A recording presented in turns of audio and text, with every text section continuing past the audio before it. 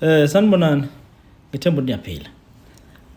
Njengoba ngibhale lesihloko la isibhalo ukuthi inkunzi isematholeni kunezizathu esenza ukuthi ngisibhale kanje lesihloko lesi.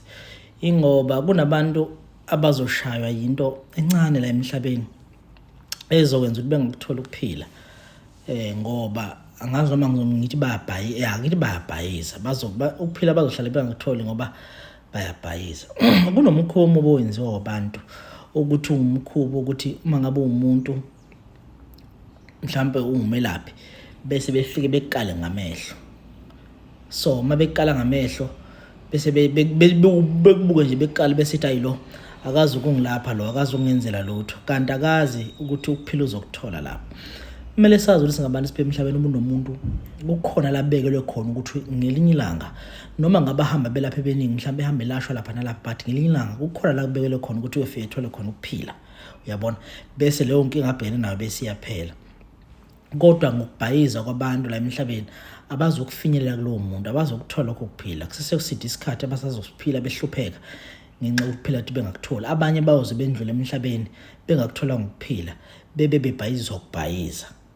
Kunabantu namhlanje abayitshela noma bakholwe ekutheni inyanga noma isangoma esiyokulapha ngelinye ilanga mhlambe isangoma esihamba ngePorsche Cayenne mhlambe uyolashwa isangoma esihlala lapha emhlanga kuma mansions bekhohlo bengazi bona noma ngithi bengazi noma bengabuki ukuthi ukulapha komuntu akuyi ngento anayo akuyi mhlambe ngezinto ayithengile saphila emhlabeni noma ngomcebo.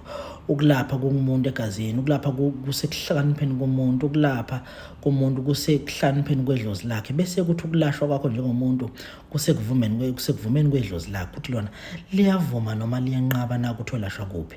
Ilona likwazi ukukhetha leyo nto leyo ukuthi ukwazi ukuthola ukuphila. Kunabantu abangeke bekuthola ukuphila because bakubuka bekukale ngamehlo ukuthi lona lona mncane manje mina vele njengoba ngumnumzana wekhaya ngiganiwe ngengikwazi ukulashwa yilo muntu lo ohlala lapha eMkhukhwini eAlexandra forgetting ukuthi kulapha akukho ngokuthi umuntu ohlala lapha akukho naseminyakeni ukuthi umuntu ohlala lapha. Kunabantu abaningi esibaziyo namhlanje abalaphekile bathola ukuphila bathola ukulapheka abalashwa abantu izingane. I remember nje umunye wabo wayinenkinga ehambe ehlola kubantu engayitholi impendolo kodwa ngelinye ilanga wathi sesontweni ezayona kwavele kwaprofit incane ingane neminyaka ewu12 eyomfana yasiprofit yasemthetho wenza ukuthi no1 no2 3 leyo nkinga yalunga ngenxa lo muntu wayehlaniphile wakwazi ukulalela lesholo azange ethi ngoba nakho ukukhuluma umfana omncane so ngeke yenzeke lento. So le video imana ukuthi asiqapheleni singayivaleli ukulapheka nokuphila ngenxa ukuthi seya abantu. Ungabuki lekhehlo libuka lihlala eMkhukhwini lihlala lihambe ngenyawo liyo ikhelimithi lingakwazi ukukhuluma isingisi lingawazi amafoni bese uyitshela ukuthi wena angeke likulaphe lelakhehla because lekhahle lilenjula.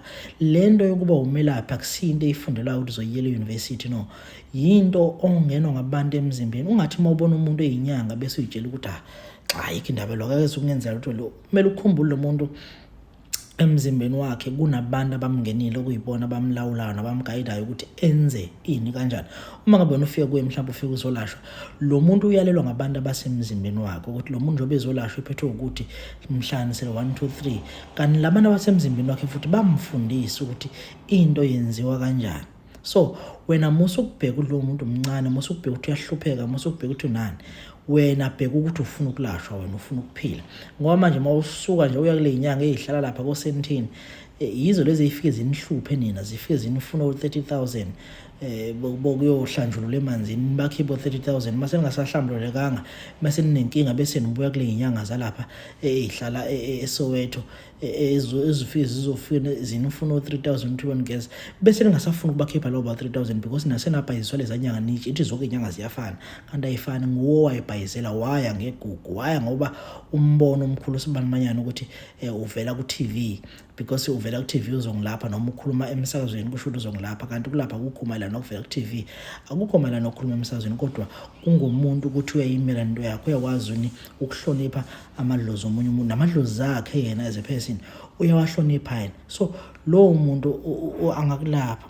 asingayini ke bafethu ngokuthi uSibani uhamba ngeNavara uhamba ngeRange Rover awukuthi uma ufuna ukulapha ukuzazi ukuthi ufunani uthi uma uya kumuntu uzazi ukuthi uyofunani lowo muntu ungahambi nje nenhloso yokuthi wena uneyinhloso zakhe ehlule ebhecele mhlambe masingenza kanjalo umuntu nomuntu okulohamba lokulashwa mhlamba ngalapheka ngokuphelele ekuthola ukuphila bafethu so ngithi angidlulise lo video kamanje ngiyabonga kakhulu ngani zekhe ngathi nje ngaba kuhle kukhanya ngakhohlwa subscribe and like and share Facebook The Journey of Awakening ngiyabonga bafethu.